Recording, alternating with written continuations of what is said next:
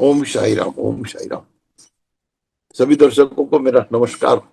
जो कुछ लोगों की क्वेरी थी, तो उसके ऊपर आज कुछ मैं आपको परामर्श दे दूंगा। इसमें एक क्वेरी ऐसी आई थी कि एक्स्ट्रा मैरिटल अफेयर क्यों हो रहे हैं, जो उसके प्रमाण हैं वो एक्स्ट्रा मैरिटल अफेयर के क्यों बढ़ रहे हैं संसार में। तो उसके बारे में कुछ जानना चाहते थे। और जो कोरोना आ रहा है, कोरोना के लिए भी लोग चाहते थे कि भाई ये कोरोना क्या चीज है और इससे हम कैसे बचें, किस तरीके से बचें। तो ये ऐसे मेन तो दो सब्जेक्ट थे। तो ये दोनों सब्जेक्ट के ऊपर आपको मैं मेरा जो भी है मतलब सोच वो मैं आपको बता दूंगा। और एक ये बात थी क्या, 21, 22, 23 को जो है ये नागपुर में लाइव कार्यक्रम रख रहा हूँ, नागपुर में 3 दिन के लिए। तो अगर कोई भी जो नागपुर के आसपास के लोग हों जो मिलना चाहते होंगे तो वो आ सकते हैं नागपुर में। और उसके लिए मैं टाइम स्लॉट बुकिंग के लिए जो है ना नंबर, टेलीफोन नंबर्स जो है ना वो मैं मैडम को दे करके वो डिस्क्रिप्शन में डलवा दूंगा। और एड्रेस और लोकेशन भी उसमें मैं डलवा दूंगा। तो उसमें वो टाइम स्लॉट जो लास्ट टाइम जो थे ना, मकरन जी और डॉक्टर प्रिया, वही 2 नंबर जो है ना वही टाइम स्लॉट के लिए है। तो आप उनसे कांटेक्ट कर करके आपका टाइम जो है ना वो आप फिक्स कर सकते हैं। तो 21, 22 और 23 इसी महीने की, हाँ जून महीने में, तो इसके लिए ये कार्यक्रम है। तो ये आप आइएगा, जिसको भी इच्छा होगी, आजू बाजू में होंगे तो आइएगा। उसमें क्या है, मॉर्निंग में 10 बजे से लेके 3 बजे तक जो है ना वो लोगों से मिलने का वक्त रखा है। और शाम को 5 बजे से 7 बजे तक जो है वो प्रवचन का वक्त रखा है। तो आपको जैसे भी सुविधा सुविधा हो तो आप आ सकते हैं। तो अभी हम लोग सब्जेक्ट लेते हैं पहले एक्स्ट्रा मैरिटल अफेयर का। जो लोग जानना चाहते हैं कि भाई ये क्यों हो रहा है, इसका क्या कारण है। इसके पीछे जो है ना एक बहुत ही डीप साइकोलॉजिकल जो है ना वो काम करता है। इसके पीछे एक अलग सी साइकोलॉजिकल काम करती है एक्स्ट्रा मैरिटल अफेयर के अंदर। यानी अपना घर परिवार होने के बाद भी जो है वो किसी और के साथ में जो है वो रिश्ता जोड़ना, जिसको इंग्लिश में कहते हैं एक्स्ट्रा मैरिटल अफेयर कहते हैं। तो ये जो है इसके अंदर ऐसे होता है कि हर आदमी किसी न किसी से कोई भी संबंध तब बनाता है कि जब इसकी सोच उसकी सोच, इसकी जरूरत उसकी जरूरत, इसके हैबिट उसके हैबिट जब कॉमन होते हैं, तो वहां पे जो है ना ये मेल मिलाप होता है, जहां भी है।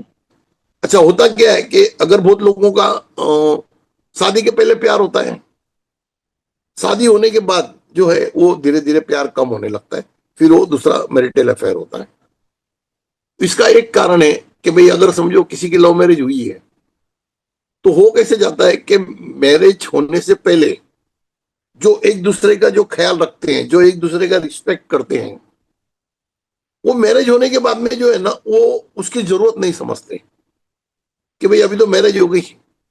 अब औरत ये समझती कि भाई अब ये कहाँ जाएगा, अब ये तो हम लोग तो जुड़ गए। और आदमी भी ये सोचता है कि अब ये कहाँ जाएगा, अब ये तो जुड़ गए। यानी छूटने का डर निकल जाता है। जहां अगर आपको किसी को खोने का डर निकल जाए तो वहां मोहब्बत कम हो जाती है। जहां अगर आपको किसी को खोने का डर है तो वहां पे मोहब्बत जो है ना वो अपने आप को बहुत ज्यादा जो है ना वो बांध के रखती है। अच्छा, होता क्या है कि जो रिस्पेक्ट शादी से पहले जो एक दूसरे को दे रहे थे, छोटी से छोटी बात जो है उसके लिए वो एग्रेसर हो जाते थे कुछ भी करने के लिए। चाहे वो लड़की हो या लड़का हो। अगर लड़के की कोई छोटी बात होती है तो वो लड़की अपने दिल में लेकर के उसको कर लेती थी, और लड़की की कोई होती है तो लड़का कर लेता था। मगर वो शादी होने के बाद में जो है ना वो उतना एग्रेसिव नहीं रहता है। तो उसकी वजह से जो है ना वो प्यार कम होने लगता है। प्यार कम होने लगता है, एक दूसरे का ख्यालात जो है ना वो विपरीत दिशा में चले जाते हैं। तो ये जो कारण है ना इसकी वजह से एक साइकोलॉजिकल है कि जिसके अंदर वो बाइंडिंग कम हो जाता है। तो इसमें ख्याल इतना ही रखना है, ख्याल कि जैसे आज अपनी शादी हो गई, शादी होने के बाद भी आपको यही ख्याल रखना है कि भाई आपका जो पार्टनर है उसका मैक्सिमम बातें जो है ना वो आप पूरा करो। वो चाहे मर्द होवे चाहे औरत होवे। भाई अगर उसने छोटे से छोटा काम भी बोला है या कुछ वो चाहता है तो वो पूरा करने की कोशिश करो। चाहे अगर औरत कुछ चाहती है, छोटा से छोटा चीज, तो उसके ऊपर मर्द ध्यान देवे, और मर्द चाहता है तो औरत ध्यान देवे। अच्छा, जो ध्यान नहीं देगा, जो ध्यान नहीं देगा तो अगला जो है ना वो अटेंशन कहीं और ढूंढता है। अगर समझो किसी सब्जेक्ट में हम ध्यान नहीं दे रहे, तो वो अपना रिश्ता जो है वो कहीं और ढूंढता है, क्योंकि उसका जो इच्छा है वो तो पूरा होना चाहिए। उसकी जो आकांक्षा है, अगर हम उसको पूरा नहीं करते तो वो कहीं और ढूंढता है। जैसे अगर आज एक सिंपल चीज है कि आज समझो कि शादी के बाद में कुछ दिनों तक जो है ना, तो वो लेडी जो है ना खुद को मेंटेन करती है, और फिर कुछ दिनों के बाद में अगर एक आधा बच्चा हो गया, एक इशू हो गया, फिर उसके बाद में वो खुद के तरफ ध्यान देना कम कर देती है। मगर मर्द के जो ख्याल में रहता है, तो वो वही औरत रहती है कि जब वो ब्याह करके लाया। तो बट नेचुरल है, अगर वो खुद का ख्याल रखना कम कर देगी तो आदमी का अटेंशन भी कम हो जाता है। अच्छा, उसकी बातें में फर्क आ जाती है, एक वो अथॉरिटी से बातें करने लगती है। पहले जो है ना एक फ्रेंडशिप की तरह बातें होती है। आप अगर आप ऑब्जर्व करेंगे आपका खुद के व्यवहार के ऊपर ना, तो शादी होने के बाद में औरत और मर्द दोनों जो है ना, इनके व्यवहार में फर्क आता है। वो मर्द भी अपना हक जताता है, भाई मैं मर्द हूं, और औरत भी अपनी अथॉरिटी जताती, भाई मैं औरत हूं। तो फिर वहां पे प्यार नहीं रह जाता है। अगर जहां पे अगर हम अपना अपना हक जताने लग जाए, तो फिर प्यार का कोई मामला ही नहीं है ना। अच्छा, फिर जिसको जिधर फ्रीडम मिलता है वो वहां पे अपना प्यार ढूंढता है। भाई औरत को कहीं फ्रीडम मिल गया तो वो वहां ढूंढती है। भाई मर्द को कहीं फ्रीडम मिल गया, तो ऐसा नहीं है कि जरूरी नहीं है कि एक्स्ट्रा मैरिटल अफेयर सिर्फ मर्द का होता है।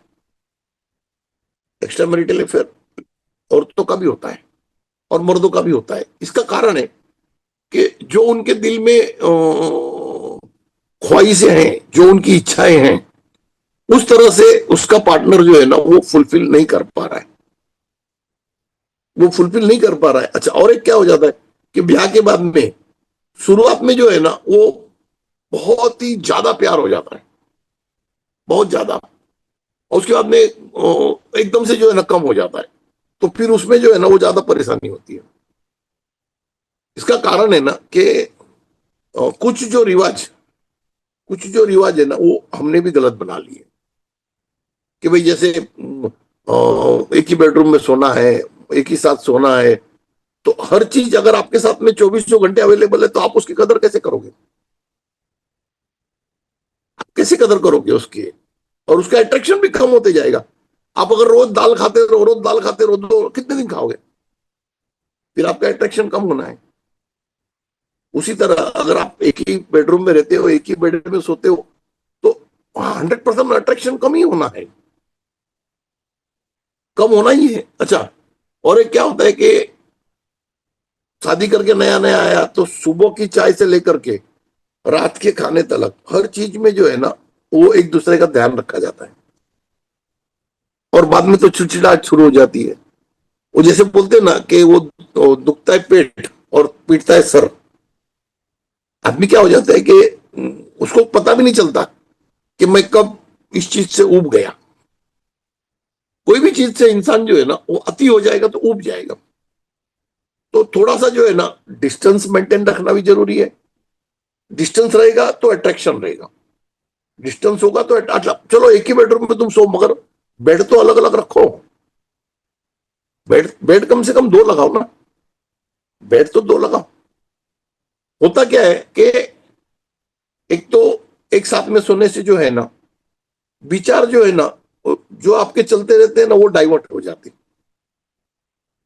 तो उस वजह से जो है फिर वो रोज का ही कार्यक्रम होने लगता है, तो अट्रैक्शन भी कम होने लगता है।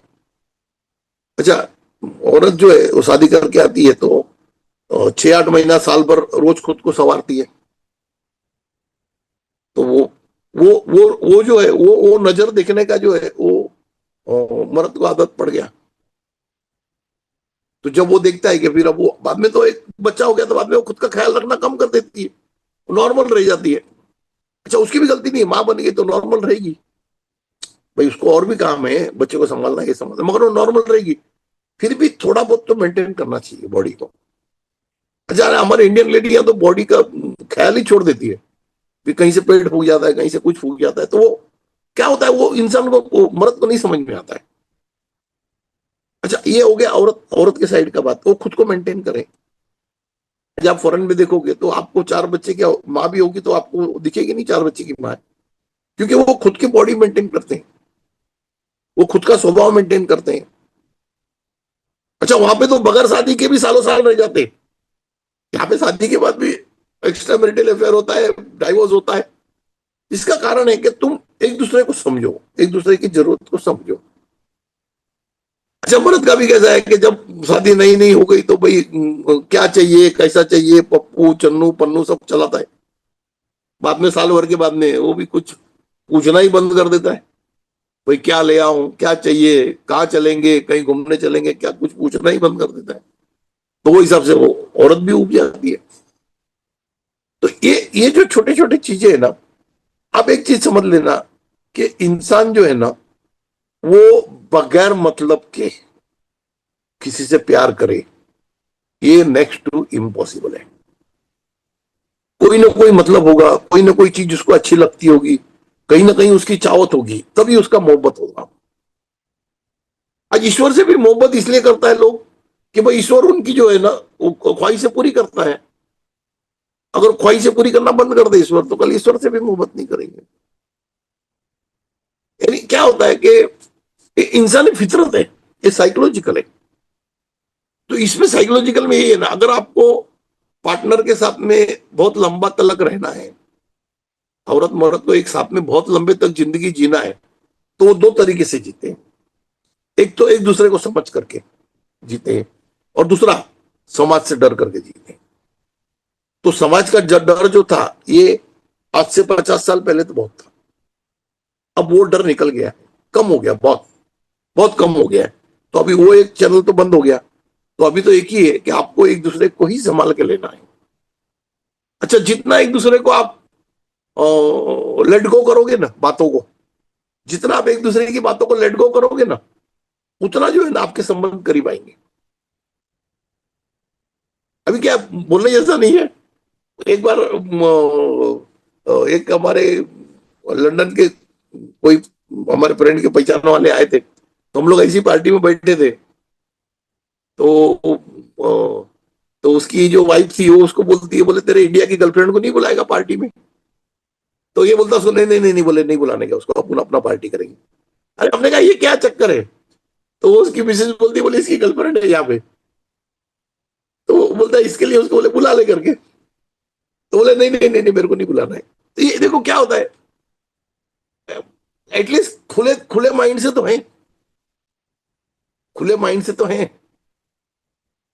तो क्या होता है, आज तुम है ना किसी चीज को है ना अपने आप में है ना पकड़ के नहीं रख पाओगे। थोड़ा सा लिबर्टी, दोनों को एक दूसरे को थोड़ा सा लिबर्टी देना पड़ेगा। या तो थोड़ा सा लिबर्टी देना पड़ेगा या बहुत ज्यादा प्यार देना पड़ेगा। अब वो आपके हाथ में क्या दोगे। अब बहुत ज्यादा प्यार दोगे तो जाने का सवाल ही नहीं है। और अगर कम हो रहा है प्यार तो कहीं जाता है तो फिर लिबर्टी दो, थोड़ा सा फ्रीडम दो। ये जो है ना, ये एक्स्ट्रा मैरिटल अफेयर जो है ना, ये कोई साइकोलॉजिकल के ऊपर ही पूरा डिपेंडेड है। आप बहुत बार देखोगे ना कि हमने देखा है कि मतलब इतनी खूबसूरत बीवी घर में होती है और वो पता चला वो काली करोड़ के पीछे घूम रहा है। ये भी होता है। और बहुत बार ऐसा भी होता है कि इतना हैंडसम जो है वो हस्बैंड घर पे है, और वो किसी वो चर्ची गर्दुल्ले के साथ घूम रहे। अब क्या है इसका मतलब, क्या है इसका मतलब, यही है ना कि रिस्पेक्ट जो है ना, वो इसका मेन जड़ है। रिस्पेक्ट जो है ना, ये इसका मेन जड़ है। जैसे हम बोलते हैं ना कि बोतल के अंदर वो शहद अच्छा हो या ना हो, मगर उसका ऊपर का लेबल अच्छा होना चाहिए। तो उसी तरह आपके इनर माइंड में क्या है क्या नहीं, वो बात अलग है। मगर आपको अपने पार्टनर को मैक्सिमम रिस्पेक्ट देना जरूरी है। अगर आप वो दोगे ना, तो फिर ये रिश्ता जो है ना, ये बहुत दूर तक चलता है। अच्छा, आजकल तो ये भी चीज है, और आजकल दूसरा एक भी चीज है कि वशीकरण और तंत्र, इससे भी एक्स्ट्रा मैरिटल अफेयर हो रहे हैं। कि भाई अगर किसी की बीवी खूबसूरत है तो वो कोई जाकर के वो तंत्र विद्या करवा देता है, तो वो उसके तरफ अट्रैक्ट हो जाती है। किसी का हस्बैंड बहुत हैंडसम है, बहुत पैसे वाला है, तो फिर कोई लेडीज जो है वो उसके ऊपर वशीकरण करवा देती, मंत्र करवा देती, वो वहां पे अट्रैक्ट हो जाता है, जबकि उसको पता भी नहीं होता कि मैं क्यों जा रहा हूं। अच्छा, वो अकेले में अपने आप में रोता भी है कि यार मैं गलत गलत कर रहा हूं, मगर वो खुद को रोक नहीं पाता। वैसी बहुत सी लेडी भी है जो अकेले में रोती भी है, अरे यार मैं गलत कर रही हूँ, मगर वो खुद को रोक नहीं पाती, क्योंकि उसके पीछे वो तंत्र जो है ना वशीकरण का लगा हुआ है। तो उसको काटने के लिए जो है ना, एक मैं रास्ता बताता हूँ आपको, कि अगर किसी के भी घर में अगर एक्स्ट्रा मैरिटल अफेयर हो रहा है, तो एक चीज कर लेना कि जिसके अंदर अगर तंत्र अगर इस्तेमाल होगा तो वो कट जाएगा। अपने फैमिली का फोटो पोस्ट कार्ड साइज का बना करके, आपका, आपके हस्बैंड का, आपके बच्चे का, जिसका भी फोटो है, फैमिली में जितने लोग एक घर में रहते हैं, उसका फोटो पोस्ट कार्ड साइज का बना करके अपने घर के अलमारी में रख दो। और उसके सामने एक कागज में 2 चम्मच नमक डालो, और 9 काली मिरी डालो। 9, जो ब्लैक पेपर आता है ना राउंड, वो 9 डालो। वो पूरी बांध करके फोटो के सामने रख दो। उस पुड़ी को अमावस्या के दूसरे दिन पानी में डालो और दूसरा रख दो। ये रखने से जो है ना, अगर किसी का वशीकरण होगा, किसी का तंत्र होगा, किसी का जादू होगा, तो वो खुद ब खुद हट जाएगा। और एक है कि आप इसको रेगुलर रखोगे तो नया आपके ऊपर वो चीज हो नहीं पाएगा। ये दोनों चीजें। तो अगर आपको डाउट है कि भाई ये रख, अच्छा आपने रख दिया बरोबर है, और रखने के बाद भी अगर वो कहीं और अट्रैक्ट हो रहा है, तो फिर आप समझ लो कि आपके बाइंडिंग में कमी आई है। फिर आपको अपने आप को बदलना होगा। आप अपने आप को बदलो। आप खुद को स्टडी करो कि भाई ये जब पहला ऐसा बोलती थी तो मैं कैसा बोलता था, या भाई पहला हस्बैंड ऐसा बोलता था तो मैं क्या एक्ट करती थी। वो आप याद करो ना। जिस वक्त आपका बाइंडिंग अच्छा था उस वक्त का याद करो। देखो, एक तरफ से बाइंडिंग लूज होता है ना, तो दूसरी तरफ से ऑटोमेटिक होता है। जैसे ये 2 हाथ है, अब ये 2 हाथ में से एक हाथ अगर दूर जाएगा तो दूसरा भी ऑटोमेटिक गया। अब इसको दूर करने की जरूरत नहीं, ऑटोमेटिक गैप हो गया, दूर हो गया। तो अगर कहीं से भी एक तरफ से भी बाइंडिंग लूज होगा तो प्रॉब्लम आ रहा है। तो आप अपना बाइंडिंग सुधारो। आप अपना बाइंडिंग सुधारोगे तो अगला भी जो है अपना बाइंडिंग सुधारेगा। ये जो है ना एक्स्ट्रा मैरिटल अफेयर और अदर रिलेशंस जो मतलब अलग अलग रिलेशन जो पनप रहे ना, उसका मेन कारण जड़ यही है। मेन जड़ यही है कि आप अपनी जिंदगी पे जितना पहला ध्यान दे रहे थे उससे कम हो गया। उससे कम हो गया तो बट नेचुरल है कि आपके पार्टनर को जो है वो फुलफिल करने के लिए कहीं और अट्रैक्ट होना पड़ा। बहुत सिंपल चीज है। आप उसको गुनहगार बताओगे ना तो नहीं चलेगा। आप खुद को गुनहगार देख करके, आप खुद का स्टडी कर करके आपको सुधारो। होता क्या है कि एक ने अगर एक्स्ट्रा मैरिटल अफेयर कर लिया तो दूसरा जो है ना उसको गुनहगार ठहरा करके समाज के सामने जो है ना उसको नंगा कर देता है। मगर वो गलती है, क्योंकि तुमने जब बाइंडिंग तुम्हारा लूज किया तभी उसने किया। भाई अगर आज मेरे घर पे अगर खाना पकवान सब सही तरीके से मिल रहा है तो मैं होटल में क्यों खाने जाऊंगा? क्यों खाने जाऊंगा?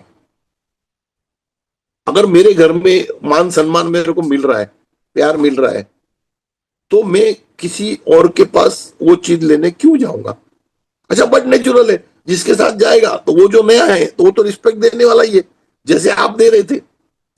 जब आप नए थे तो आप कितना रिस्पेक्ट दे रहे थे, उसी तरह जो नया है, चाहे वो पुरुष हो या चाहे स्त्री हो, अगर आप अगर समझो आपकी स्त्री अगर किसी मर्द के साथ अट्रैक्ट हुई तो वो तो ज्यादा इज्जत देगा ही, क्योंकि नया नया है ना।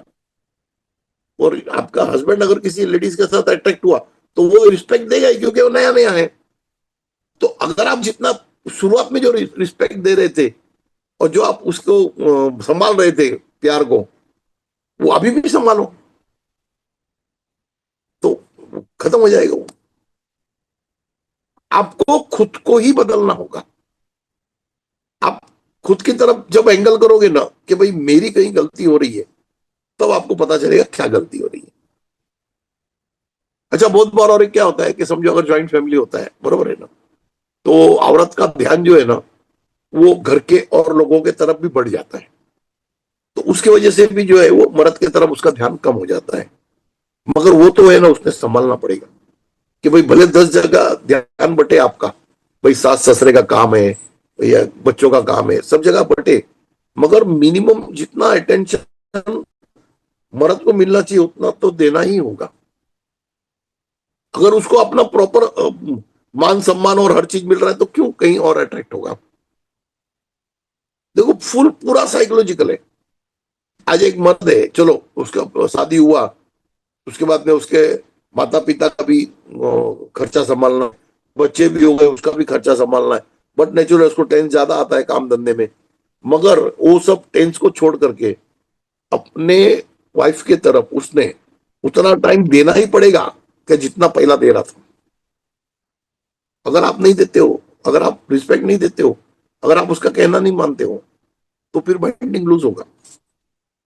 और एक चीज याद रखना, अगर आपका पार्टनर अगर कहीं और एक्स्ट्रा मैरिटल अफेयर में गया हुआ है ना, तो गलती आपका ज्यादा है, उसका कम है। क्योंकि आपने आपका ड्यूटी नहीं किया बरोबर, आपने अपने आप को मेंटेन नहीं किया, तब वो गया, नहीं तो क्यों जाएगा। और मेन बात यह है कि जितना हो सके ना उतना, अगर आपको लंबा रिलेशन संभालना है, तो औरत मर्द का जो सोने का प्रोग्राम है वो थोड़ा अलग रखो। जूने जमाने के जो शादी ब्याह थे वो 70-70 साल, 80-80 साल तक टिकते थे। क्यों टिकते थे? जूने जमाने में एक साथ में नहीं सोते थे। अब देखो आज भी आप गांव में जाओ कहीं, आप देखोगे कभी कि भाई आपका दादा दादी एक साथ में सोता नहीं सोता है। वो धीरे से मौका ढूंढ के जो है ना अपना वो प्यार जता लेते हैं। उसी में मजा है। आप जिंदगी का मजा उसी में है। अच्छा, उससे दो फायदा होगा। एक तो आपका हेल्थ मेंटेन रहेगा। अगर आप ज्यादा सेक्सुअल इन्वॉल्व हो जाओगे तो आपका हेल्थ खराब होगा।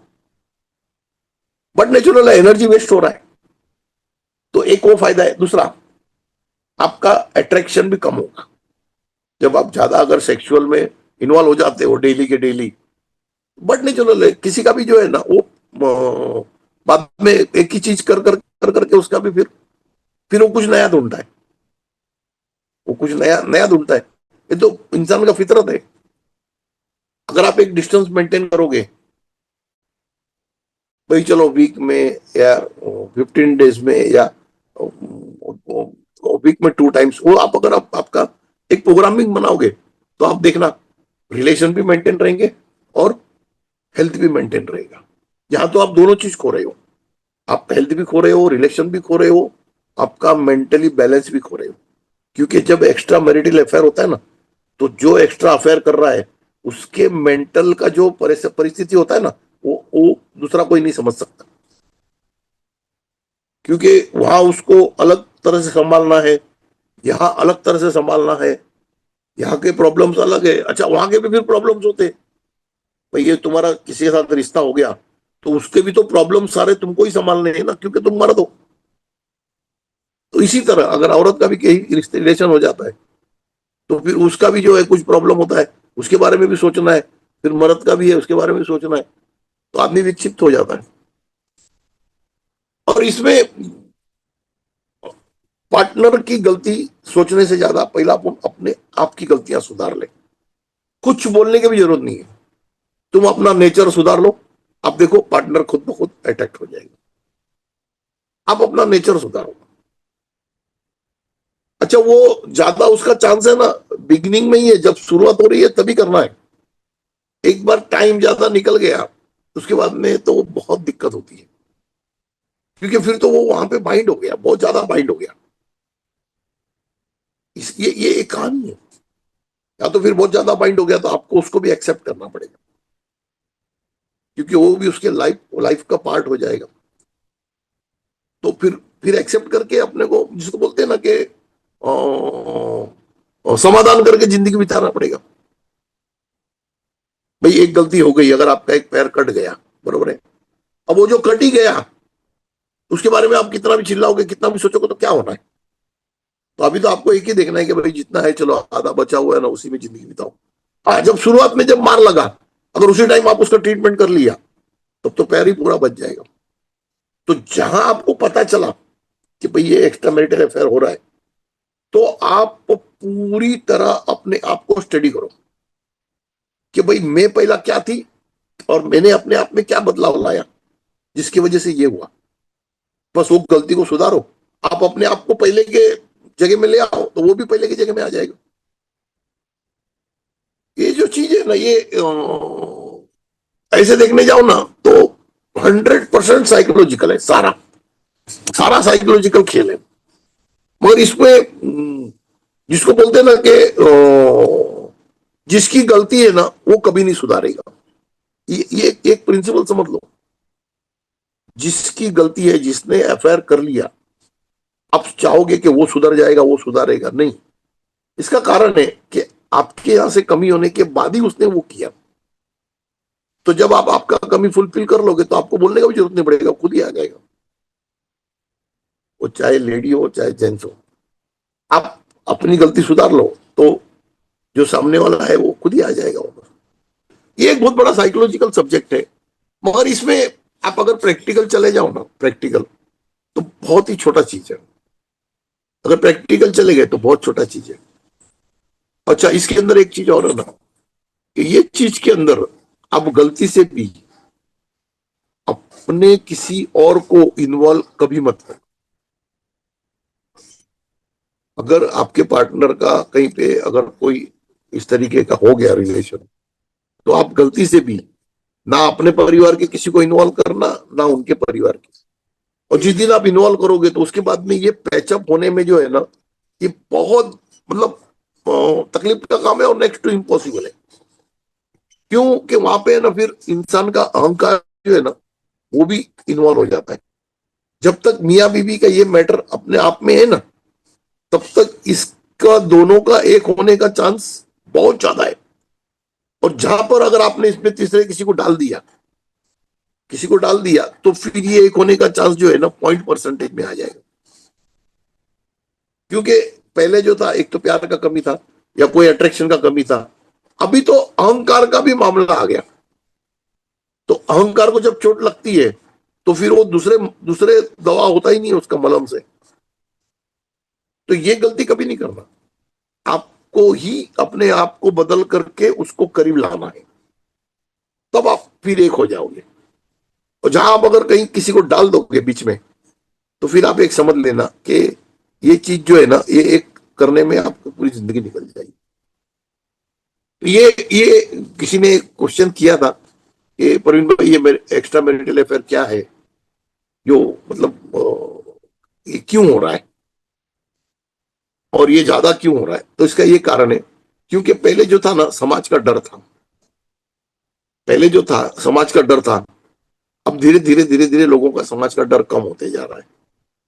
और धीरे धीरे जैसे जैसे हमारी टेक्नोलॉजी आगे बढ़ रही है, तो छोटे से छोटा लड़का भी जो है ना, वो पूरी दुनियादारी जानता है। और उसको पहले से ही पता है क्या हो, मैं लास्ट में लास्ट क्या होगा, वो अभी से ही सोच के चलता है कि भाई ज्यादा से ज्यादा क्या होगा, डिवोर्स होगा, दूसरी करूंगा, तीसरा करूंगा। आजकल ये नॉर्मल हो गया है, क्योंकि ये जितने भी हमारे जो रोल मॉडल हैं, मॉडल्स हैं, जो भी हीरो हीरोइन है, इनका तो ये चल ही रहा है। तो ये क्या होता है कि लोगों के दिल में से ना एक वो समाज का जो डर था ना, वो निकल गया। इसकी वजह से अभी ज्यादा हो रही, इसकी वजह से जो है ना, ज्यादा हो रही है चीज। और इंसान क्या होता है, और एक ऐसे होता है कि शादियां भी लेट होती है। भाई 30 साल में, 32 साल में, 34 साल में शादियां हो रही है। तो जो टाइम में जो एनर्जी तुम्हारे में 25 साल में होती है, वही एनर्जी 30 साल में नहीं होती है। तो एक तो एनर्जी शॉर्टेज होता है। तो फिर जो है, वो जो पार्टनर है, वो उससे कम एज वाले के साथ कहीं भी एंगेज हो जाता है, क्योंकि एनर्जी तो चाहिए। ये सब जो है ना, ये ऐसे सब्जेक्ट है ना, कि आप एक समझ लो कि आपको किसी और को सुधारने नहीं जाना है, आप किसी और को ये चीज नहीं बोलना है, आपका पूरा ध्यान आप अपने आप की तरफ ले आओ। जो आप पहले थे, जब आप में प्यार था, तब आप क्या थे, उससे भी अच्छा बनाओ खुद को, तो फिर तो खुद ब खुद वापस आ जाएगा। वो बोलते हैं ना कि जो हो गया उसमें मट्टी डाल तो जिंदगी सुखी है। उसको अगर मट्टी नहीं डालोगे, उसको कुरेदते रहोगे, तो बास आती रहेगी। आप अपने आप को बदलो, जितना बदल सको। उसके बाद में उस जो उसने हो गया, जो गलतियां हो गई, उसके ऊपर मट्टी डालो। अच्छा, गलतियों को माफ करना जो है ना, वो सबसे बड़ा प्रेम है। किसी की गलतियों को माफ कर देना, वो सबसे बड़ा प्रेम है। क्योंकि माफी जो है ना, वो खुदा की बख्शिश है, भगवान की बख्शिश है। भगवान कैसे सब चीज को माफ करता है, तुम्हारे सारे गुनाह को माफ करता है।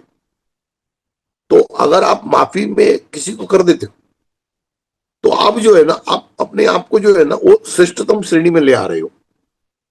अगर आप किसी से लड़ते हो, तो आप मानव श्रेणी में आ जाते हो। और आप किसी को अगर बहुत ज्यादा ही आगे तलक जा करके मर्डर कर देते हो या कुछ भी कर देते हो, तो आप राक्षस की श्रेणी में चले जाते हो। अगर आप किसी को माफ कर देते हो, तो आप ईश्वर की श्रेणी में आते हो। अगर आप किसी से लड़ते हो, तो मानव की श्रेणी में आते हो। अगर आप किसी को समाप्त कर देते हो, तो आप राक्षस की श्रेणी में आते हो। क्योंकि जो चीज माफ कर देने से खत्म होने वाला था, उसको तुमने समाप्त करके अपने आगे के भविष्य के लिए उसको आपने खड़ा कर दिया। आज अगर आपने समझो किसी को मार दिया, उसके बच्चे हैं, उसके बच्चे हैं, वो तुम्हारे बच्चों से दुश्मनी रखेंगे। और अगर आपने किसी को माफ कर दिया, तो उसकी जो पीढ़ी है आगे वाली, वो आपकी कदर करेगी, आपकी इज्जत करेगी कि भाई इतनी बड़ी गलती होने के बाद भी इन्होंने माफ कर दिया। तो ये जिसको बोलते हैं ना कि ये दिल का मामला है। और दिल के मामले में दो ही दिल मिल सकते हैं, अगर तीसरा आया तो टुकड़े हो जाएंगे। तो जिसके यहाँ पे भी ये प्रॉब्लम है, तो मेहरबानी करके अगर आपने किसी को बीच में डाला है, तो उसको हटा दो। और अगर नहीं डाला है, तो मत डालो। ये मैटर आपको ही हैंडल करना होगा। आप सोचोगे मेरे मम्मी, मेरे पापा, मेरे भाई कोई हैंडल करेगा, नहीं होगा। दोस्त यार कोई हैंडल करेगा, नहीं होगा। क्योंकि जितना इस चीज का प्रोपोगंडा होगा ना, सामने वाला आदमी है ना, उतना बिंदास हो जाएगा। बोले अब तो क्या, अब तो पता ही है सबको, अब तो पूरा हुआ। तो ये चीज को जो है ना, घर की चीज को घर में ही बगैर बोले आप अपने आप को बदलना शुरू करो। अब देखो सामने वाला आदमी खुद ब खुद अट्रैक्ट हो जाएगा। और उसके बाद में भी उसको बोलना ही नहीं कभी जिंदगी में कि भाई मेरे को पता चल गया था। ये सबसे बड़ी खासियत है। आपको दिल के अंदर से उसको माफ कर देना है। भाई तुम्हारा चीज तुम्हारे को मिल गया। और जिस दिन तुम उसको बोलोगे ना कि मेरे को पता चल गया था, तो तकलीफ का काम है। क्योंकि उसको फिर पता चलेगा कि ये आर्टिफिशियल इसने मतलब अभी रूप बनाया हुआ है। आप बिल्कुल नहीं बताओ, आप अपने आप को बदलो, खुद ब खुद सारा संसार बदल जाएगा। बस ये जो एक्स्ट्रा मैरिटल अफेयर के बारे में अभी फिलहाल तो जो है ना, इतना जो है ये मेरे को मतलब माइंड में आ रहा था, तो मैंने कहा ये मेरा अध्ययन है। जीवन के बारे में अगर कोई एक छोटा सा भी क्वेश्चन देता है, तो मेरा घंटों अध्ययन होता है। और ये मेरा अध्ययन है, मेरा अध्ययन है जो मैं बता रहा हूँ। और दूसरा एक जो क्वेश्चन आया था, कोरोना के लिए आया था कि ये कोरोना जो है, ये पहले भी आए थे, पहले भी कोरोना का एक ये आया था। अभी वापस जो है लोग बोल रहे हैं कोरोना आ रहा है, कोरोना आ रहा है। तो उसके बारे में आप क्या कहना चाहते हैं, ऐसे क्वेश्चन आया था। तो हकीकत में अगर आप देखने जाओ, तो कोरोना नाम का कोई बीमारी जो है ना, है नहीं इस दुनिया में। डर जो है, डर अपने आप में एक बीमारी है। और जो आदमी डर गया, जिसके दिल में अगर डर बैठ गया, तो डर बैठने से जो है ना, उसके हार्ट बीट फास्ट होते हैं, उसके सांसें चलने लग जाती है, उसकी एनर्जी खत्म होने लगती है जल्दी जल्दी। फिर उसके बाद में ऑक्सीजन लेवल कम होता है। फिर उसके बाद में उसकी सोच जो है वो बदल जाती है। फिर वो डॉक्टरों की तरफ दौड़ता है, तो डॉक्टर जो है आर्टिफिशियल ऑक्सीजन देता है, उसको कंट्रोल में लेता है, तो उसको ये लग रहा है कि सचमुच मेरे को कोरोना हो गया। अच्छा, अगर आपको एक छींक भी आ जाएगी और अगर आपने उस टाइम पे अगर उसके पे ध्यान नहीं दिया, तो वो धीरे धीरे जो है ना एलर्जी में कन्वर्ट होने वाला है। उसी तरह अगर आपका ऑक्सीजन लेवल कम हुआ तो बॉडी में कहीं ना कहीं तो इफेक्ट आने वाला ही है। तो ये पूरा जो है ना डर का मामला है। अच्छा, आप देखेंगे ना कि अगर आपको लगता है कोरोना आ रहा है, बरोबर है ना, तो अपने घर में एक स्टीम ला के रखो। वो जो बाफ आता है ना, जो बाफ आता है ना, वो जिसमें पानी डाल के हम लोग अंदर इलेक्ट्रिक लगाते हैं तो बाफ आता है, एक वो ला के रखो। जब भी आपको अनईजी लगे, आप ब्रीथिंग ले लो, उससे आप चालू करके मुंह से और नाक से ऐसा एक टावल डाल देने का, मुंह से नाक से आप डाल लो, तो ये जो गरम गरम हवा जो अंदर जाएगा तो उससे जो भी कीटाणु होंगे मुंह में नाक में वो मर जाएंगे और आप फ्री हो जाओ। अच्छा, चाइना में तो उन्होंने ये यूज किया था और हमने भी जिनको जिनको बोला था कोरोना में सबको अच्छा हो गया था। एक ये चीज हो गया। दूसरा, अपने शरीर के अंदर की प्रतिरोधक शक्ति बढ़ाओ, इम्यूनिटी बूस्टर जो है ना उसको बढ़ाओ। तो वो करने के लिए क्या करना पड़ेगा कि एक अपने को चटनी बनाना पड़ेगा जिसके अंदर हरा धनिया आता है ना, कोथिमीर बोलते हैं हमारे महाराष्ट्र में। हरा धनिया एक एक अगर आप एक बंडल ले लेते हो तो उससे 25% जो है ना वो पुदीना, पुदीने के पत्ते, और उससे 50% जो है ना वो कड़ी पत्ता, कड़ी पत्ता, ये तीन चीज लेकर के उसके साथ में अदरक, ये लेकर के जो है ना, और अगर कच्चा हल्दी मिल जाए तो बहुत अच्छा है, कच्चा हल्दी डाल दे। ये जो है ना, ये पांच चीज जो है ना ये आप मिक्सर में पीस दो, इसकी चटनी बन जाएगी। ये चटनी 2 दिन तक आप फ्रिज में रख पाओगे, तीसरे दिन थोड़ा काला हो जाता है, खराब होता है, तो 2 दिन रख पाओगे। तो रोज सुबह में घर में अगर 4 जने हैं तो 4 गिलास पानी उबालो, अगर 2 जने तो 2 गिलास पानी उबालो, और 2 गिलास पानी के लिए 1 चम्मच चटनी बहुत होता है। 1 चम्मच चटनी डाल दिया तो उसको उबालो अच्छी तरह से। अच्छा, उसके अंदर थोड़ा नमक डालो टेस्ट के लिए, टेस्ट के लिए नमक डालो, और थोड़ा सा 2 ड्रॉप नींबू और थोड़ा सा मध, ये डाल करके जो है ना ये इसको छान करके ये आप पी लो सुबह सुबह, वो एम्प्टी स्टमक में। आप बिल्कुल, आपका जो है रोग प्रतिरोधक शक्ति बढ़ जाएगा।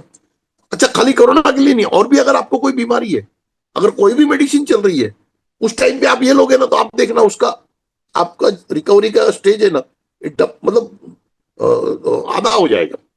अगर आप 1 महीने में ठीक होने वाले तो 15 दिन में हो जाओगे। क्योंकि इसमें क्या है, इसमें ये जो 4 चीज है ना, 5 चीज, देखो, एक है हरा धनिया। हरा धनिया जो है वो ब्लड सफाई करने का सबसे बढ़िया रहता है। अच्छा, एक पुदीना है, तो पुदीना जो है ना वो मेंथोल है, तो ये आपका जितना भी अंदर का नली है, जो आपका सिस्टम है, मतलब छोटा हाथ बड़ा हाथ सारा, वो सब में से इंफेक्शन दूर कर देता है। कड़ी पत्ता है तो वो आपका ब्लड प्रेशर कंट्रोल कर देता है।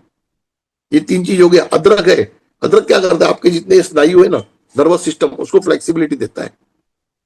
और हल्दी जो है वो टर्मरिक है, वो आपके ब्लड के अंदर के जितने भी जीवाणु होते हैं जो मतलब रोग के, उसको कम कर देता है।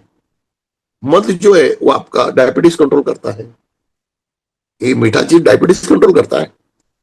ये मतलब ये डॉक्टरों की सोच अलग है, हकीकत कुछ और है। और नींबू जो है वो बहुत ज्यादा नहीं, आप थोड़ा डालेंगे ना, तो वो जो है ना आपके पेट में जब सुबह सुबह जाएगा तो वो जो भी आपका चूना भी जो बचा हुआ है डाइजेशन प्लस ये चटनी, ये दोनों को इमीडिएट डाइजेस्ट कर देता है। ये इसका जो है ना ये इसका मेन फंक्शन है। ये जब आप कर लेते हो तो आप देखना ना कि कोरोना आएगा जाएगा, आपको कोई तकलीफ। अच्छा, एक बात है, कोरोना के वक्त में बस वाले बस चला रहे थे और डिलीवरी वाले तुम्हारे घर पे ला करके खाना दे रहे थे, क्या वो इंसान नहीं थे? उनको क्यों नहीं हुआ? भाई, डॉक्टर डॉक्टर का हॉस्पिटल संभाल रहे थे, उनको नहीं हुआ? ये पूरा एक है ना बिजनेस का बहुत बड़ा प्लान था। इनको क्या था कि ये जितने भी फ्लिपकार्ट है, ये बड़ी बड़ी कंपनियां, इनको है ना ऑनलाइन चीज को बढ़ावा देना था। तो ये कोरोना की वजह से सारी दुकानें बंद हो गई, ऑनलाइन चालू हो गया, तो उनका बिजनेस जो है सेट हो गया। अच्छा, उसमें हमारे को दो तरफ से नुकसान हुआ। पहले क्या था कि हम जाते थे मार्केट में, एक दुकान, दो दुकान, तीन दुकान, चार दुकान, सामान खरीदते थे। अच्छा, उससे हमारी जान पहचान होती थी, उससे हमारे रिश्ते बनते थे। अच्छा, आधा घंटा घूमने से अपना हेल्थ भी अच्छा रहता था। तो हमने तो सब कुछ खो दिया। भाई, घूमने से थोड़ा हेल्थ अच्छा रहता था, चार लोगों से पहचान होती थी, अपना मन अच्छा रहता था। अच्छा, कभी अगर तकलीफ में हुए तो आप उससे कभी भी कुछ उधार भी ले सकते थे, क्योंकि वो आपका पहचान वाला है, रेगुलर है आप आपको आज ऑनलाइन पे आपको कोई उधार नहीं देगा। और इंसान पे कभी कैसी भी परिस्थिति आ सकती है, कैसी भी आ सकती है। तो इसमें हमने सब कुछ खो दिया, हमारी सेहत खो दिया, हमारी मेंटल पीस खो दी। हम चार जन से मिलने से, बातें करने से बहुत दिमाग में फर्क पड़ता है। आज तो लोग घर से नहीं निकल रहे, घर में बैठ करके मोबाइल कर रहे, जूस ले आओ, मोबाइल कर रहे, बोले ये ले आओ। तो इनकी जिंदगी क्या? चार आदमी से मिलोगे नहीं, चार आदमी से बात नहीं करोगे, तो तुम्हारा क्या लाइफ है? तो तुम घर में हो या जेल में, बात एक ही है। जेल में इतना है, गसलिए होते हैं, तुम्हारे घर में दीवाले हैं। तो इन्होंने लोगों को जेल में डाल दिया। तुम अंदर रहो, मंगाओ, खाओ, तुम अपना रिश्ता कहीं बनाओ मत। क्योंकि तुम चार जगह घूमोगे तो चार जन तुमसे बातें करेंगे, चार जन की तुम बातें सुनोगे, और तुम उसमें बहकोगे, या तुम उसमें अपने आप में जियोगे। अभी तो कुछ नहीं है भाई, हम जो दिखाएंगे चैनल पे वो देखो, सच्चा दिखाएंगे सच्चा देखो, झूठा दिखाएंगे झूठा देखो। तो ये जो है ना, ये लोगों को जो है ना, ये बिल्कुल सिंक्रोनाइज करने का काम हो गया। अच्छा, अब बाद में वो ऑनलाइन जो है मनी ट्रांसफर करना था चालू, तो उसके लिए कोरोना का जैसा कोई हथियार नहीं है। अरे भाई, नोटों में भी कोरोना है, एक दूसरे को नोटों दो तो भी कोरोना है। अरे तो अभी नोटों का कोरोना कहाँ गया? तो ये जो कोरोना की जो बात है ना, ये इस तरह से है कि आप एक चीज समझ लो कि आज के जमाने में ये जो मल्टीनेशनल कंपनीज है ना, ये अपने तरीके से अलग अलग स्कीम बिठा रही है। और ये इंटरनेशनली हो रहा है, सिर्फ अपने देश की बात नहीं है। तो ये एक ऐसी शक्तियां है ना कि जो सारे देश के सरकारों को अपनी तरह से उसको मोड़ लेती है। क्योंकि वो जो लोग हैं ना, वो इतने बड़े हैं कि जिनके साथ में किसी भी देश की सरकार कुछ नहीं कर सकती। वो जो पॉलिसीज बनाते हैं उसके ऊपर सबको चलना पड़ता है। तो हम तो ये देखना है कि हमें हमारे रिलेशन कितने ज्यादा रखने हैं, हमें अपने आप को कितने लोगों के साथ एंगेज रखना है। आप जितने लोगों से एंगेज रहोगे ना, उतनी आपकी मनी परिस्थिति है ना ठीक रहेगी। कल आपको कोई भी परेशानी है तो आप जाकर के, आप चार जन को पहचानते हो तो उनसे बात कर सकते हो भाई, उनसे अपना दिल का जो है वो दर्द साझा कर सकते हो। अगर आप घर में ही रहोगे, हर चीज ऑनलाइन पे ही करोगे, तो आपको कौन जानता है? और अगर आप किसी किसी से क्या बात करोगे, और अपने आप में कितने दिन रहोगे? तो ये बड़े लोग चाहते हैं कि आपको मशीनरी बना के रखे, मगर हमको मशीनरी नहीं बनना है। हमको इंसान बन के रहना है और इंसान बनकर जीना है। अपने अपने इष्ट देवता पे भरोसा रखो। जिस दिन मौत आई है, जिस दिन मौत आई है ना, तो आप एक मिनट उससे ज्यादा नहीं जी पाओगे। और अगर आपकी मौत नहीं आई है तो कोई बीमारी आपको मार नहीं पाएगी। और ये कोरोना जो है ना, ये डर का मामला है। अभी समझो आपके घर में शाम को 10 गुंडे आने वाले, अगर मैं आपको सुबह बता दूंगा कि भाई तुम्हारे घर में शाम को 10 गुंडे आने वाले हैं, तो क्या होगा? दोपहर को ही आपकी तबीयत खराब हो जाएगी। आपकी तबीयत जो है ना, वो दोपहर में ही खराब हो जाएगी, क्योंकि आपको ये, हमको मेरे यहाँ गुंडे आने वाले। तो डर से तो तबीयत खराब होता है। अब किसी भी आदमी को अगर डरा दो तो उसकी तबीयत खराब होने वाली। अच्छा, अगर कोई आदमी कहीं जा रहा है अंधेरे गली में, आप उसको डरा दो, बोलना यहाँ पे उस दिन भूत दिखा था, तो बस फिर वो भूत होवे नहीं होवे, उसके दिल में जो डर बैठ गया, तो एक पत्ता भी गिरेगा उसको भूत ही लगेगा। अगर आप बोल दो अरे शमशान में जाके बैठ जाओ, कुछ नहीं होता है, तो आदमी शमशान में बैठ जाएगा, कुछ नहीं होना है। ये तो डर का मामला है। अभी लास्ट टाइम जो कोरोना हो गया था ना, उस टाइम में हमारे किसी पहचान वाले का जो था, एक ओल्ड एज लेडी का जो है ना प्रॉब्लम हुआ था, उसका ऑक्सीजन लेवल कम हो रहा था। तो आदमी लोग चेक करते, सामने बोलते अरे ऑक्सीजन कम हो रहा है, ऑक्सीजन कम हो रहा है। तो वो डर रही है, और कम हो रहा है, और डर रही है। तो फिर मेरे को फोन किया इन्होंने, बोले भाई दादा इसका ऑक्सीजन कम हो रहा है।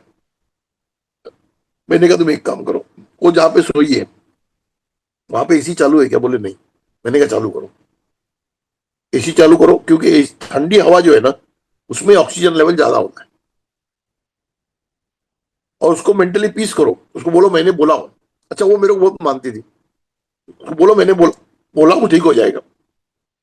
आप यकीन नहीं मानेंगे, बगैर किसी ट्रीटमेंट के 1 घंटे के बाद उसका ऑक्सीजन लेवल में आ गया था। क्यों? उसके दिल का डर निकल गया, डर निकल गया और इन्वायरमेंटल वैसा हो गया। आपने बहुत बार देखा होगा कि हम लोग हॉस्पिटल जाते हैं ना, हमारी बीमारी ठीक हो जाती है, क्योंकि वो बीमारी होती ही नहीं है, वो हमारा डर होता है, हमारा साइकोलॉजिकल होता है। ये एक बहुत बड़ा साइकोलॉजिकल सब्जेक्ट है, जिसको यूज करके ये मल्टीनेशनल कंपनी जो है ना वो अपना धंधा जो है वो बढ़ाना चाहते हैं, और आपको जो है ना एक दायरे में लाना चाहते हैं, एक दायरे में लाना चाहते हैं कि भाई आप एक दायरे में रहो, ताकि आप ज्यादा सोच नहीं सको, ज्यादा समझ नहीं सको, आप एक मशीन की तरह, इंस्ट्रूमेंट की तरह काम करो। ये एक मैटर था। दूसरा मैटर, बहुत से डॉक्टरों को पकड़ा गया कि जिन्होंने कोरोना के टाइम पे किडनियां निकाल के बेची, किसी ने लीवर निकाल के बेचा, किसी ने हार्ट निकाल के बेचा। ये भी एक इंटरनेशनली प्रोग्राम था, क्योंकि कंप्यूटर आ गया है। कंप्यूटर के ऊपर जिसको किडनी चाहिए उसका पूरा डिस्क्रिप्शन है, उसका हाइट है, उसका वेट है, उसका ब्लड ग्रुप है, उसका किडनी का साइज है, उसका क्वालिटी है, सब कुछ है। अगर वो उस तरीके का पेशेंट आ गया तो अब उसको कोरोना हो ही नहीं हो तो उसको तो मरना है, क्योंकि जो निकालने वाला है वो एक किडनी निकाल के छोड़ेगा जिंदा तो लोगों को पता चलने वाला है। वो दोनों किडनियां निकाला, लीवर निकाला, किसी का हार्ट निकाला। हमारे यहाँ पे तो एक तो हॉस्पिटल तो बंद हो गई थी उसी चक्कर में। तो मेहरबानी करके अपने आप पे भरोसा रखो, डरो मत। जब भी आपको थोड़ा अनईजी लगे तो स्टीम ले लो, उसके साथ में ये चटनी ले लो। अगर बुखार आ जाए, आपको बुखार आ गया तो बुखार तो आएगा ही, आपको थोड़ा बहुत भी अगर कहीं एलर्जी होगा या कुछ बीमारी होगा तो बुखार आता है।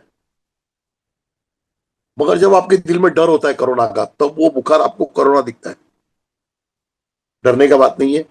एक गिलास पानी गर्म करो, उसमें 1 चम्मच जीरा डालो, थोड़ी सी हल्दी डालो, थोड़ा सा नमक डालो, अच्छी तरह उबालो, उसको छान करके पी लो। 1 घंटे में आपका बुखार उतर जाता है।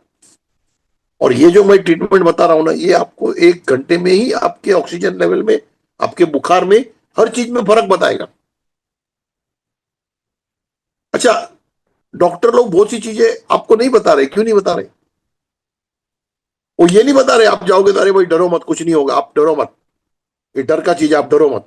ऐसा कभी कोई बोलता ही नहीं है, क्योंकि वो बोलेगा तो ये जो पूरा बलून है ये फूट जाएगा।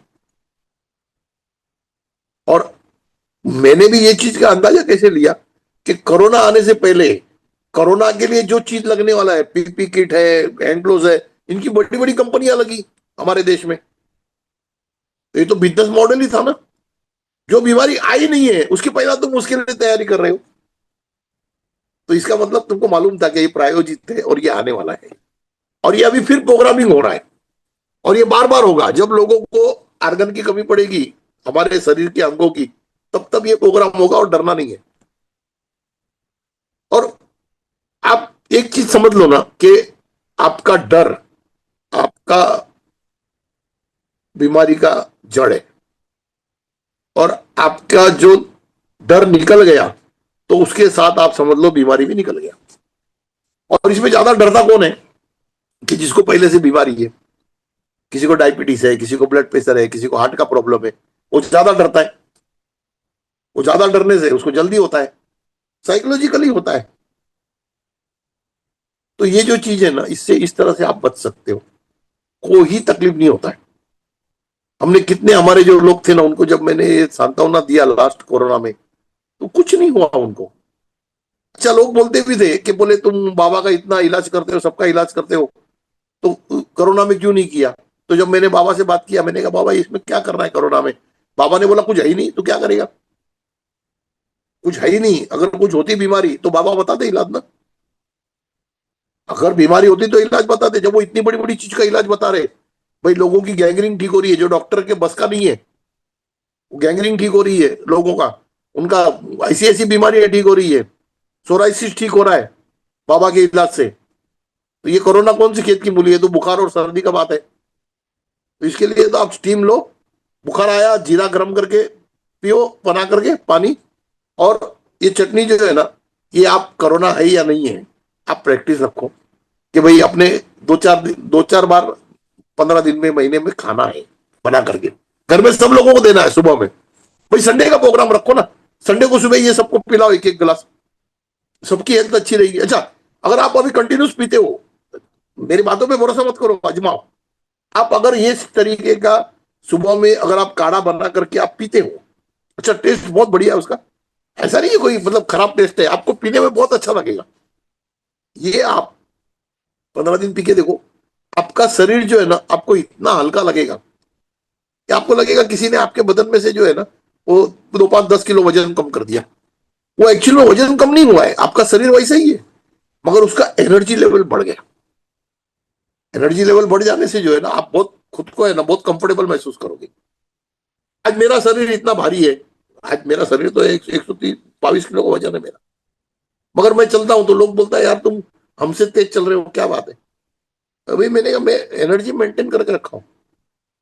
ये तो अभी मेरा थोड़ा बाईपास हो गया, ये हो गया, थोड़ा तकलीफ हो गई थी, अदरवाइज तो मैं इतना तेज चलता था ना कि लोग साथ में दौड़ते थे। ये एक वक्त है। अच्छा, आप आपके शरीर को जो है ना आप कैसे चेक कर सकते हो, आपकी चाल पे से। आपकी चाल अगर नॉर्मल से थोड़ा ज्यादा स्पीड है ना तो आप जो है ना परफेक्ट हो एकदम। और आप जब आपकी चाल ढीली होती है ना, तब आपको आपके शरीर पे ध्यान देना है। ये बड़े बड़े साइंटिस्ट बोलते हैं, बड़े बड़े डॉक्टर बोलते हैं। आदमी एक उम्र होने के बाद में आप देखे होंगे ऐसे धीरे चलता है, ऐसा चलता है, ऐसा चलता है, तो उसके बाद में उसको अपने शरीर पे ध्यान देना होगा। उसको ये जो है ना ये प्राकृतिक इलाज करना होगा। ये प्राकृतिक इलाज आपके घर में अगर कोई ओल्ड एज है जो इस तरह से चल रहा है, उसको आप 8 दिन पिलाओ, फिर मेरे को 10वां दिन बताओ क्या हुआ, उसकी चाल बदल जाएगी, क्योंकि एनर्जी बूस्टर है ये। आप इधर उधर का दवा लेना एनर्जी बूस्टर, उससे ये तो कुदरती है, ये कुदरती आप लो, कुदरती लो, आप इसके ऊपर चलो। तो ये जो है ना ये जो 2 क्वेश्चन आए थे तो ये उसका आंसर है। अच्छा, मेरा तकलीफ क्या होता है, मैं आपको 5 मिनट में किसी चीज का आंसर नहीं दे पाऊंगा, क्योंकि जब तक मैं आपको पूरी तरह नहीं समझाऊं तब तक मेरे को सेटिस्फाई नहीं होता। और मेरे को सेटिस्फाई नहीं हुआ तो मैं फायदा क्या बोल करके। इंटरटेनमेंट तो बहुत चल रही है यूट्यूब में, मैं इंटरटेनमेंट बन के उनके नहीं रहना चाहता, और ना मैं इससे कोई 1 रुपया कहीं से मेरी इनकम चाहता हूं। बाबा ने बुक भी बनाया तो बाबा ने बाबा का प्रसाद समझ के सबको फ्री में दिया, और सबको कम से कम 10,000 लोगों को मैंने अपने हाथ से पीडीएफ भेजा हूं। आज किसी को बोलूंगा तो यकीन नहीं आएगा, मेरे पास सब नंबर पड़े सारे, जितने भी मेरे व्हाट्सएप पे आ रहे थे उनको सबको पीडीएफ भेजा हूं। अभी भी भेज रहा हूं, जो जो बच गए वो अभी भी मैसेज दे रहे, बोले दादा पीडीएफ चाहिए, मैं पीडीएफ भेजता हूं। देखो, निस्वार्थ कर्म ये अध्यात्म की पहली सीढ़ी है। अध्यात्म अगर आपको आगे बढ़ना है तो आपको निस्वार्थ कर्म करना होगा, जिसके अंदर आपका स्वार्थ नहीं होगा। अभी बीच में एक मिनिस्टरों का कुछ लोग आए थे, उन्होंने बोला बोले आपको असेंबली में एक हमारे को मतलब आपका प्रोग्राम रखना है तो वो किताब सबको देना है। मैंने कहा देखो भाई, जितनी मेरी कैपेसिटी थी मैंने किताब बांटा हूं, अगर अभी देना है तो आप एक काम करो, आप लोग स्पॉन्सर बन जाओ, किताब छपा लो, मैं आपको पीडीएफ दे देता हूं, आप छपा लो। देखो क्या होता है कि हर इंसान को है ना अपना एक कैपेसिटी होता है। हाँ, मेरे पास फिर कभी उपलब्धता होगी तो मैं और छाप के दूंगा, मगर अगर आप प्रोग्राम रख रहे हो और अगर आपको 2-5-10 हजार किताब बांटना है तो मैं कहां से प्रोविजन करूंगा इतना। अच्छा, 1,000 किताब के नीचे छाप नहीं सकता, क्योंकि फिर वो रेट ही बहुत हाई हो जाता है।